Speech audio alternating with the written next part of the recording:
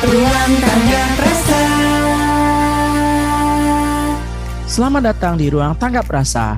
Apa rasamu terhadap rasaku season 2? Podcast ini dipersembahkan oleh Komisi Nasional Hak Asasi Manusia. Happy Humans, semoga kamu semua sehat ya. Dan dimanapun, kapanpun kamu lagi dengerin ini boleh kok mau pagi hari, siang hari, malam hari. Karena kita selalu setia nemenin kamu setiap minggunya.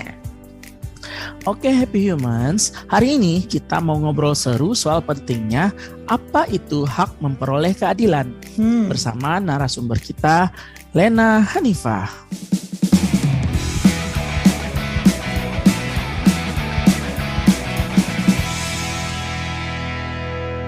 Halo Happy Humans semuanya.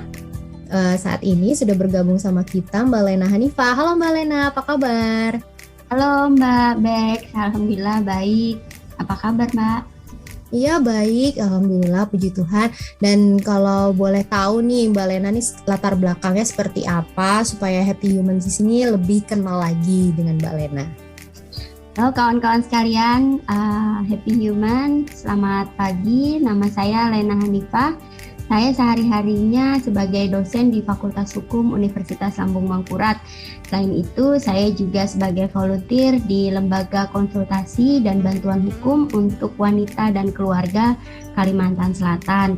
Saya juga salah satu penyusun untuk Standar Norma dan Pengaturan atau SNP Hak Memperoleh Keadilan. Tadi ada SMP hak memperoleh keadilan. Kebetulan itu tema yang kita lagi ambil nih Mbak hari ini.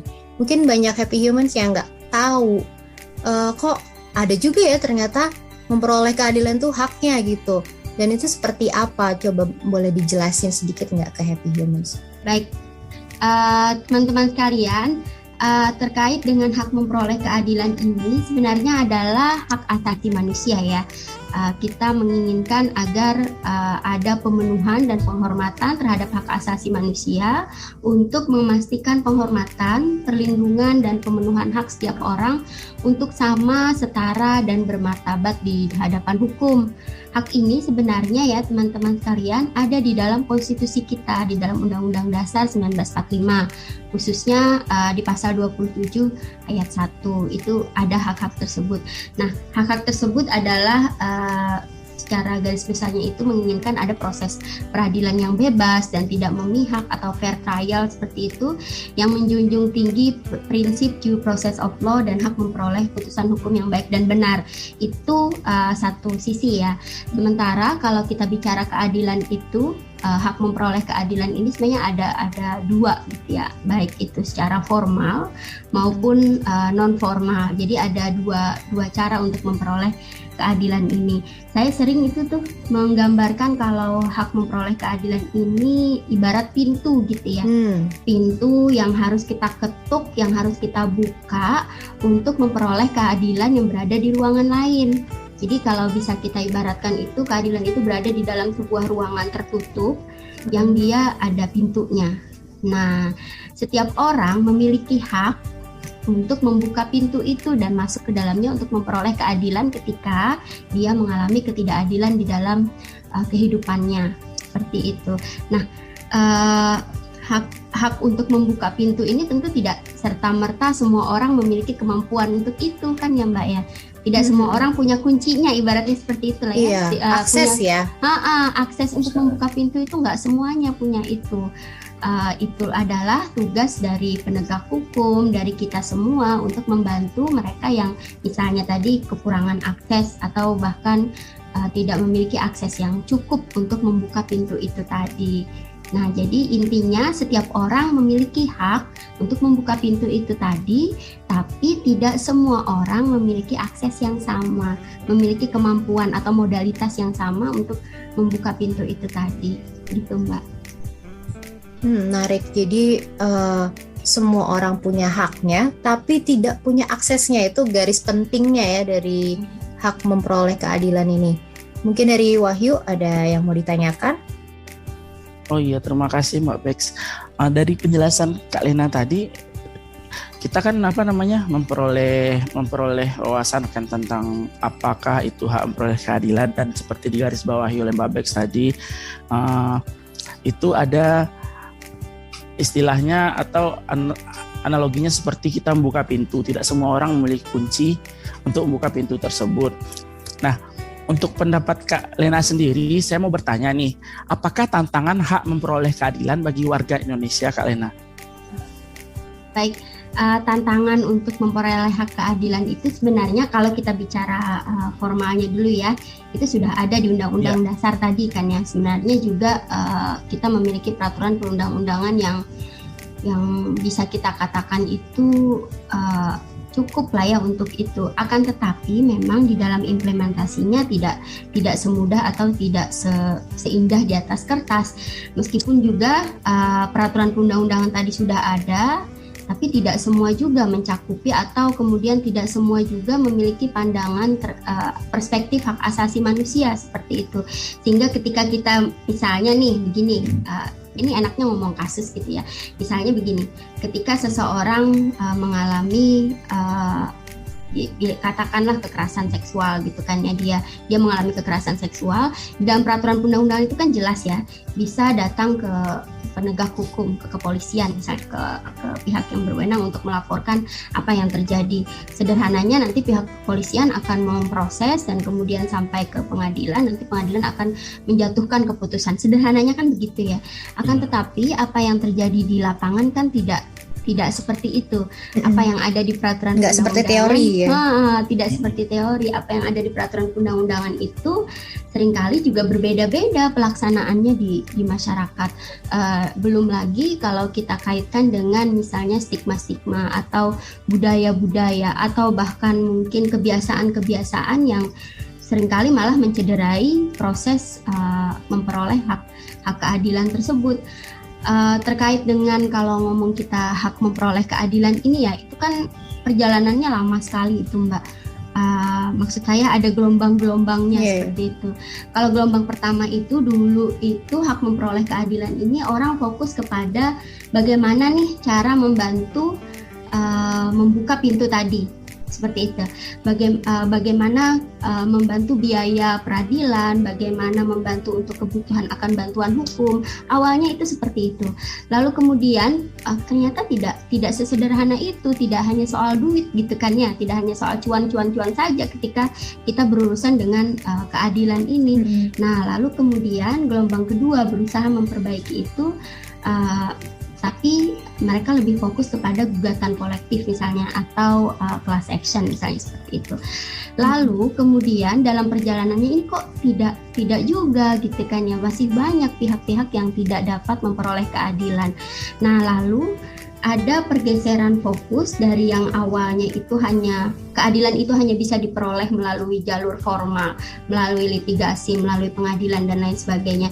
Lalu ada pergeseran fokus bahwa keadilan ini juga bisa loh diperoleh di luar pengadilan. Nah, lalu muncul kemudian gelombang yang ketiga, penggunaan alternatif penyelesaian sengketa atau alternatif dispute resolution misalnya untuk memberikan alternatif pada penyelesaian sengketa, atau kemudian bisa kita katakan juga untuk bergeser kepada proses memperoleh keadilan melalui jalur informal seperti itu. Nah, tantangannya di masyarakat kita ini kalau kita ngomong jalur formal dan jalur informal itu kita kaitkan lagi gitu kan dengan pluralitas masyarakat kita. Kita memiliki pluralisme hukum yang luar biasa kayanya seperti itu. Masing-masing masyarakat itu memiliki proses penyelesaian sengketa tersendiri. Misalnya saja kalau saya boleh contohkan di Kalimantan Selatan kita punya adat Badamai, lalu kemudian di Padang mempunyai proses penyelesaian sengketa tersendiri seperti itu.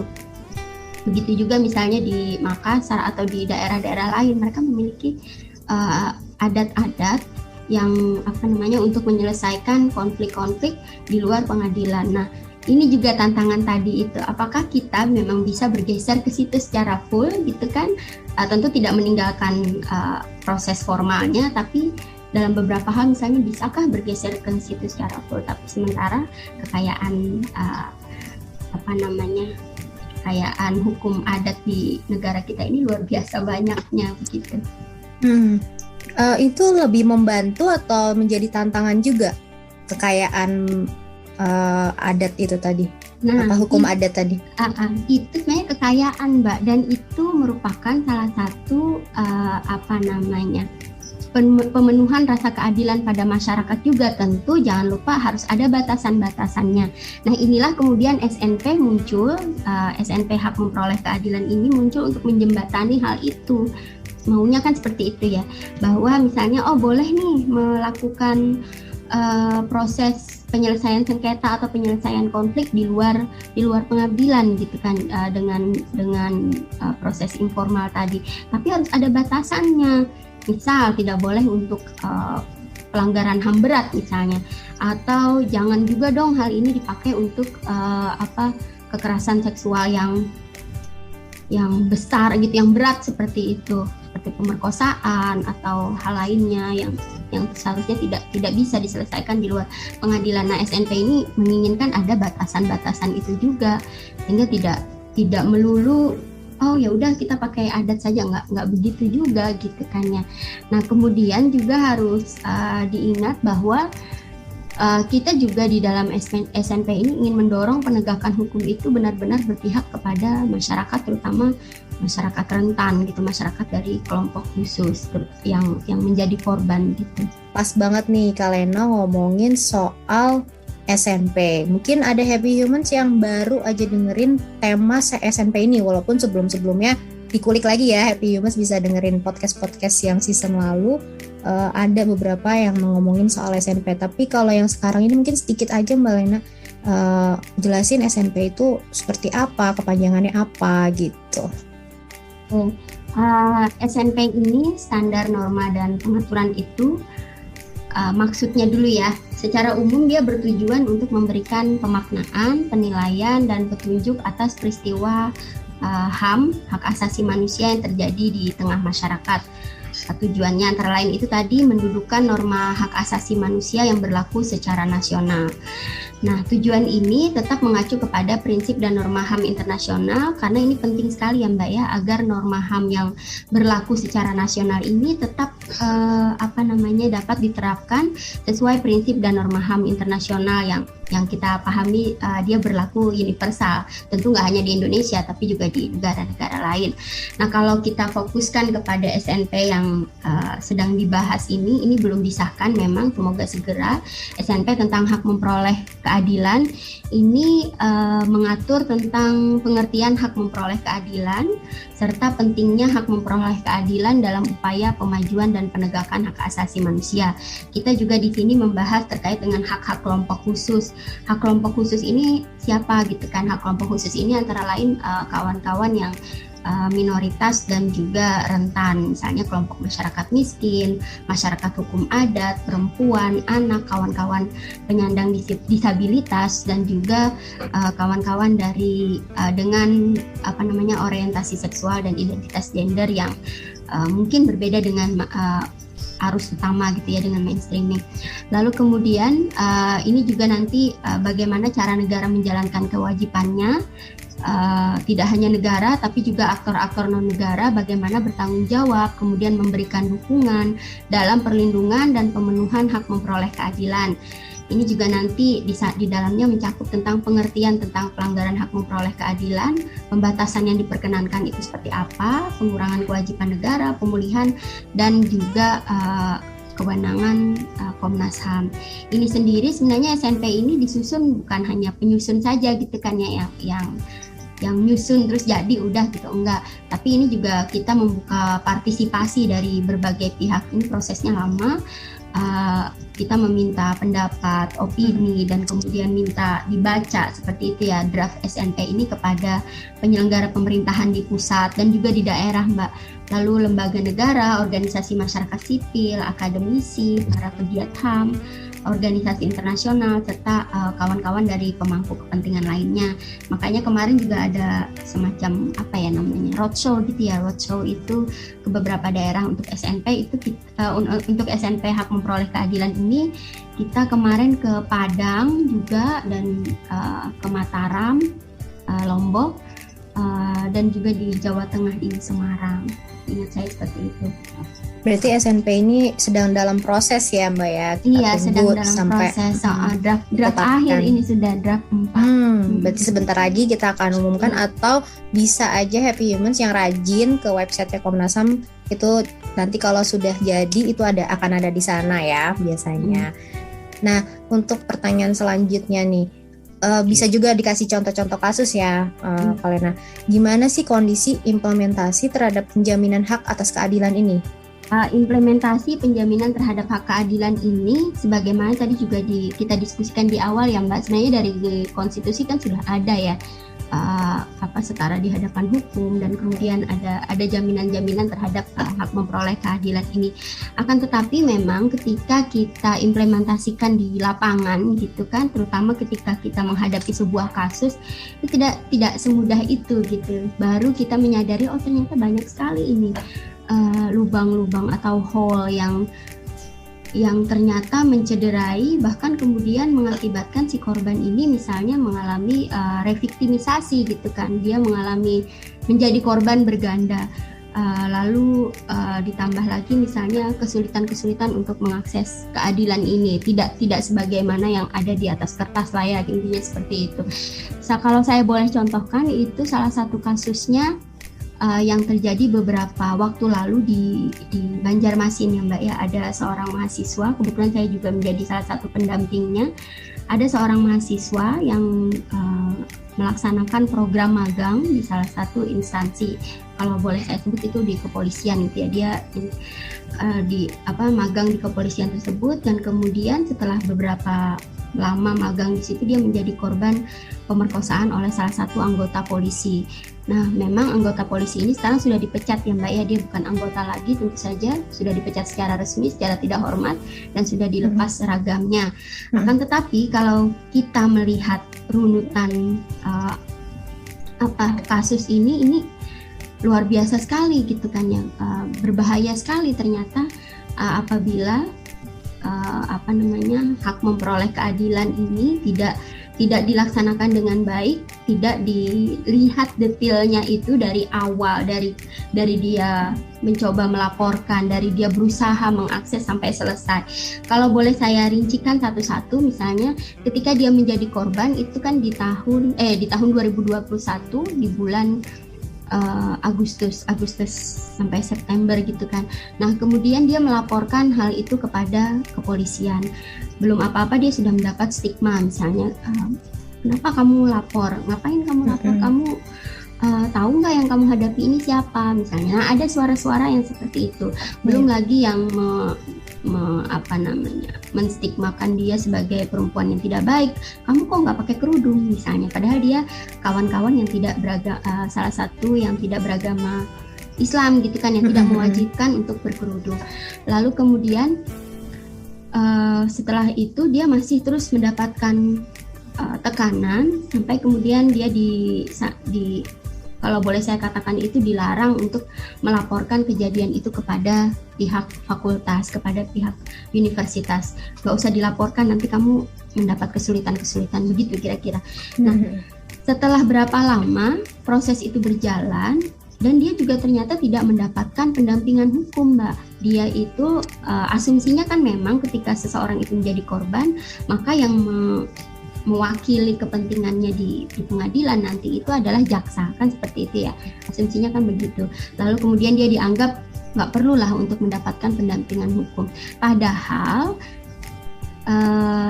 hak memperoleh keadilan ini tidak akan menjadi miliknya gitu kan. Dia akan sangat kesulitan untuk mengakses keadilan ketika pendamping hukumnya ini tidak memiliki awareness yang baik gitu kan, tidak memiliki kepedulian lah terhadap apa yang dia alami. Terutama kalau ini kekerasan seksual, pendampingan hukum ini kan perlu sekali ya. Pendamping hukum yang berasal dari lembaga penyedia layanan yang memiliki kepedulian terhadap perempuan, seperti itu, yang memiliki kepedulian terhadap korban, sehingga tidak sembarangan juga gitu kan mereka yang dapat mendampingi korban-korban terutama kekerasan seksual ini. Ketika dia tidak mendapatkan pendampingan itu, hanya mendapatkan pendampingan psikologis kalau saya tidak salah, dia tidak memahami apa yang seharusnya menjadi hak dia. Misalnya begini, dia tidak memahami kalau dia boleh melihat babnya, misalnya BAP. Lalu kemudian dia juga tidak memahami bahwa pasal yang dicantumkan oleh penegak hukum itu seharusnya bukan itu, misalnya ya, lebih baik bukan itu gitu. Karena saya waktu itu juga mengatakan ini kok pasal yang ini seharusnya pasal yang tentang pemerkosaan, bukan hanya pasal tentang berhubungan badan dengan dengan perempuan yang sedang tidak sadar gitu kan. Tidak hanya pasal itu gitu kan yang dijadikan, karena itu lebih ringan gitu kan, maunya kan pasal pemerkosaan yang diterapkan, sedangkan itu tidak. Nah, seandainya dia didampingi oleh pendamping hukum yang peduli terhadap hak-hak perempuan, yang memahami bahwa ini adalah kekerasan seksual, tentunya dia akan mendapatkan keadilan yang lebih baik. Nah, kemudian hal lainnya adalah dia harus berusaha untuk menanyakan sampai mana ini proses peradilan saya, sampai mana ini proses penanganan terhadap kasus saya. Dia yang harus menanyakan terus-menerus. Nah, sementara kita harus, ketika ini terkait dengan korban kekerasan seksual, pendekatannya kan tidak seperti itu maunya ya. Pendekatan pemenuhan hak memperoleh keadilan bagi korban kekerasan seksual itu haruslah mengutamakan kebutuhan korban gitu, dengan menghindari tindakan yang mengakibatkan trauma berulang pada korban. Bayangkan kalau misalnya dia harus terus-menerus nanya, ini bakal ada sidang lagi nggak? Ini gimana? Saya harus apa gitu kan? Sementara dari pihak yang lain itu tidak menginformasikan secara jelas kepada dirinya, sampai akhirnya gongnya itu adalah ketika dia WhatsApp itu kan nanya gimana, sudah, saya kapan lagi nih ke pengadilan gitu kan untuk sidang. Ternyata dijawab bahwa ini udah putus gitu kan, hukumannya sudah putus dan hukumannya itu hanya 2 tahun 6 bulan. Kaget dong si korban, nggak bisa banding lagi karena bandingnya sudah lewat. Jadi dia merasa, loh, kok saya yang jadi korban, kok saya tidak dihubungi, kok saya tidak dikasih tahu bahwa putusannya sudah. Nah, itulah yang kemarin itu membuat dia akhirnya muncul ke media sosial untuk mengeluh, memperjuangkan lah ya, kalau kita bisa katakan itu apa yang menjadi haknya. Lalu kemudian dapat respon yang luar biasa. Kita waktu itu dari pihak fakultas juga baru tahu setelah dia muncul di media sosial itu, kaget juga kan kita, makanya langsung diambil gerak cepat untuk segera melakukan advokasi terhadap kasus ini gitu. Sehingga ya itu tadi, ini akhirnya kan kalau nggak viral, nggak ditangani gitu kan ya, yang berkembang di masyarakat kan jadinya asumsinya seperti itu. Saat ini kan begitu jadinya. Nah, ini tentu akan menjadi tantangan yang luar biasa besar bagi para penegak hukum. Maunya kan tidak begini, maunya masyarakat itu kan percaya kepada penegak hukum, melaporkan, dan kemudian dia akhirnya akan memperoleh keadilan yang memenuhi rasa keadilan dirinya gitu kan. Memang kalau kita bicara keadilan ini kan teorinya banyak banget ya, keadilan apa saja, lalu kemudian rasa keadilan ini juga berbeda-beda pada masyarakat. Akan tetapi secara umum yang harus kita perhatikan, karena ini ada korbannya, maka rasa keadilan bagi si korban, kita berfokus kepada si korban ini seperti itu. Jadi ketika melihat kasus yang kemarin seperti itu, oh ternyata para penegak hukum kemudian berselindung di balik, kan KUHAP-nya seperti itu. Acara hukum acaranya begitu. Kita memang tidak diminta untuk, tidak diharuskan, tidak diwajibkan misalnya untuk memberitahukan kepada korban. Tapi kan secara rasa keadilan kita terusik, ini korban sampai nggak tahu gitu kan, sampai dia ingin banding pun akhirnya tidak bisa lagi, meskipun sudah lewat ya. Sudah lewat, meskipun akhirnya kalau mbaknya mengikuti, jaksa akhirnya banding tapi dengan catatan bahwa ini sudah lewat. Ini apa gunanya terusnya, kan begitu. Ini baru satu kasus ya kalau ini masih banyak kasus di luar sana yang lain. Jadi kompleks sekali permasalahan kita, tidak hanya akses tapi juga pemulihan korbannya juga bermasalah juga. Nah, ini terakhir nih dari Wahyu, karena waktu kita nggak banyak. Iya. Wahyu punya pertanyaan terakhir nih. Ini sebagai penutup ya Mbak Lena ya. Itu kan tadi kasusnya sangat pelik sekali, sangat kompleks sekali ya, termasuk juga pemulihan terhadap pelanggaran atas hak keadilannya juga kompleks. Nah, sekarang masuk kita ke SNP-nya, itu urgensi SNP tentang hak memperoleh keadilan terhadap kasus-kasus tersebut itu bagaimana? Nah, jadi kan tadi saya sampaikan bahwa ketika kita sampai ke kasusnya itu ada kebingungan yang luar biasa gitu kan ya. Apakah memang wajib ada pendampingan dari penyedia layanan yang peduli kepada perempuan? Ini kan yang kita inginkan kan seperti itu. Akan tetapi yang dipegang oleh para penegak hukum kan berbeda lagi. Mereka misalnya tunduk kepada protapnya, mereka tunduk kepada KUHAP dan lain sebagainya, itu benar. Nah, inilah urgensinya SNP ini muncul gitu kan. SNP ini nanti akan menjadi panduan seperti itu, panduan dan penjelasan pertama tentu saja bagi negara, khususnya lembaga penyelenggaraan pemerintahan dari pusat dan daerah tentang cakupan hak memperoleh keadilan. Dan kemudian yang lebih penting juga, ini nanti akan memberikan panduan dan penjelasan bagi aparat penegak hukum, Mbak, untuk memastikan penghormatan tadi, perlindungan dan pemenuhan hak tadi. Lalu kemudian, baik secara formal maupun informal ya, lalu kemudian memastikan berjalannya proses hukum secara formal maupun informal itu sesuai dengan standar hak asasi manusia. Nah, kemudian juga pemberian sanksi dan lain sebagainya itu maunya memang sesuai dengan standar hak asasi manusia tadi. Ketika misalnya penegak hukum menghadapi kasus yang seperti kemarin itu, misalnya kasus kekerasan seksual, di mana ada korban yang seperti ini misalnya ya keadaannya. Nah, tentu kita harapkan tidak hanya melihat kepada protapnya, tidak hanya melihat kepada misalnya aturan polisiannya misalnya begitu. Tapi kita juga menawarkan ini loh, ada SNP.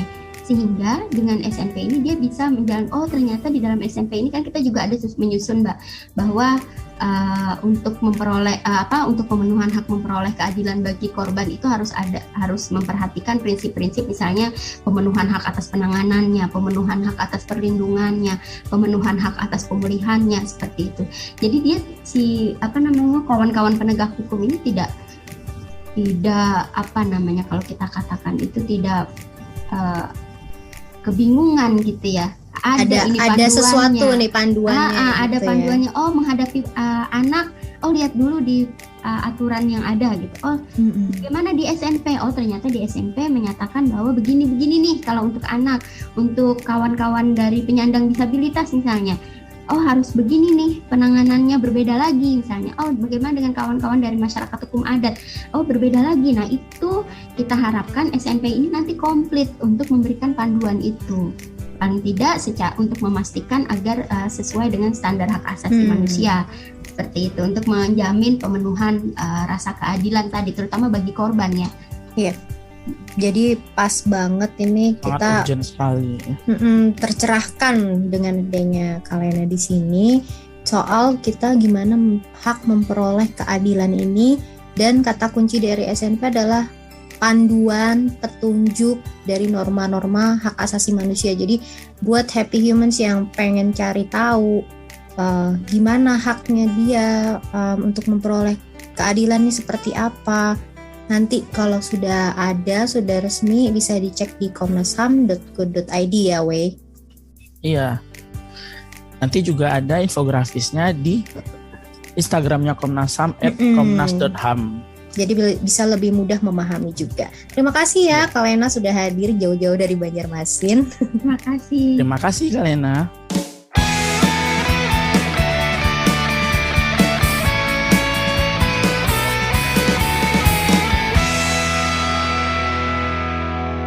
Itu dia obrolan kita sama Kalena. Kita masih tungguin feedback atau saran dari Happy Human semuanya. Karena udah season 2 nih, pastinya banyak banget masukan karena kalian udah dengerin kita di season 1. Kirimin aja, atau mau ngobrol sama kita juga bisa. Langsung aja ke email di tanggaprasa@komnasham.go.id. Lalu ikutin juga media sosial kita di Instagramnya @komnasham, @komnas_ham, Twitter @komnasham, Facebook Komnas Pasiham, dan YouTube kita Komnas Pasiham Channel. Dan live chat juga di website tanggaprasa.id yang kita sediakan waktu untuk kamu semua di jam 1 sampai 3 sore waktu Indonesia Barat di weekdays atau hari biasa ya. Baiklah Happy Humans, sampai berjumpa di Rabu depan pukul 4 sore di episode Ruang Tanggap Rasa season 2 berikutnya. Dah. Bye Happy Humans.